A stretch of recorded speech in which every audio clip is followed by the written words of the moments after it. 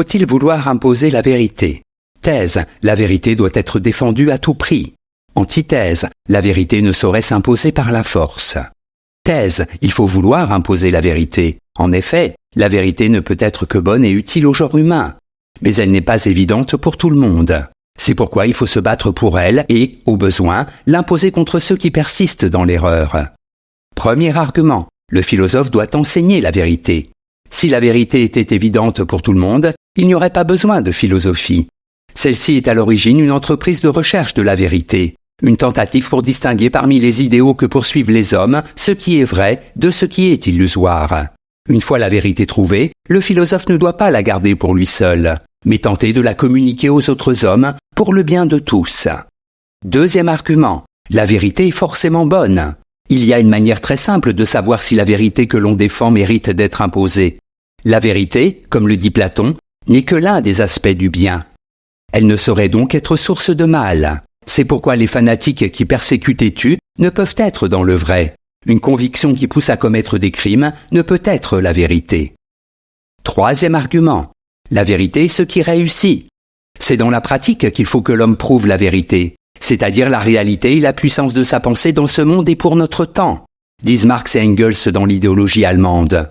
La vérité d'une idée, d'une théorie, se mesure à son pouvoir de convaincre les gens et à sa capacité de transformer le monde. C'est pourquoi il faut vouloir imposer l'idée que l'on considère comme vraie. La vérité ne peut que réussir. En bref, la vérité mérite qu'on cherche à l'imposer, car elle ne peut être que bonne pour les hommes. Antithèse, il ne faut pas vouloir imposer la vérité. En effet, vouloir imposer la vérité est la source de tout fanatisme. Une chose est d'indiquer la voie de la vérité, une autre de vouloir la prescrire. La vérité finit toujours par triompher par elle-même. C'est pourquoi il ne faut pas chercher à l'imposer. Premier argument, personne ne détient la vérité. Nous sommes nés à quêter la vérité. Il appartient de la posséder à une plus grande puissance, dit Montaigne dans ses essais. Pour lui, la vérité est relative. On ne peut affirmer que telle croyance est plus vraie qu'une autre. Cette attitude sceptique engage donc à la relativisation et à la tolérance. On ne saurait imposer une vérité dont on n'est jamais sûr. Deuxième argument, la vérité ne peut nier l'homme. C'est au nom d'une idée dogmatique de la vérité que les inquisiteurs de l'Église torturaient et brûlaient les hérétiques. C'est au nom de la vérité encore que les révolutionnaires de tous bords ont massacré ceux qu'ils considéraient comme leurs ennemis. Une idée de la vérité qui implique la négation de l'homme ne peut être la vérité. Il faut renoncer à imposer ses convictions à autrui par la violence. Troisième argument, la vérité s'impose d'elle-même. La vérité, si elle est vraiment la vérité, doit s'imposer d'elle-même à tous.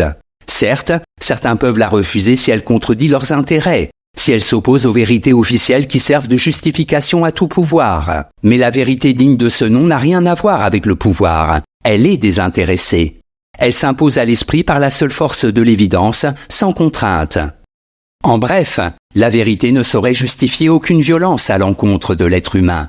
Le propre de la vérité est de s'imposer d'elle-même à ceux qui veulent bien la voir. Synthèse. La vérité, qu'elle soit scientifique, morale ou autre, est par essence désintéressée. Elle n'est donc pas, en principe, un enjeu de pouvoir. La vérité, par définition, est universelle et ne saurait être l'apanage exclusif de tel groupe de personnes, de telle religion, de tel parti politique. Il faut donc bien distinguer les vérités dogmatiques ou officielles qui sont imposées pour des raisons politiques et présentées comme indiscutables, de la vérité au sens philosophique du terme, qui désigne ce qui est conforme à la réalité. Or, sauf dans le domaine scientifique, où elle peut être soumise à une démonstration expérimentale, la vérité est problématique, que ce soit dans le domaine moral, esthétique ou métaphysique. Cette difficulté de définir ce qui est vrai doit donc nous inciter à la tolérance. Mais celle-ci ne doit pas aller jusqu'à accepter ceux qui proclament des convictions qui nous lèsent, parce qu'elles ne visent pas le bien de l'humanité. Note et commentaire. Scepticisme. Doctrine selon laquelle on ne peut affirmer aucune vérité. Le scepticisme peut inciter à relativiser la vérité. Il n'y a pas une vérité absolue, mais des vérités partielles. Dogmatisme. Attitude de celui qui affirme certaines vérités comme absolues et indiscutables. Citation. La croyance forte ne prouve que sa force, et non la vérité de ce qu'on croit. Nietzsche, Humain trop humain.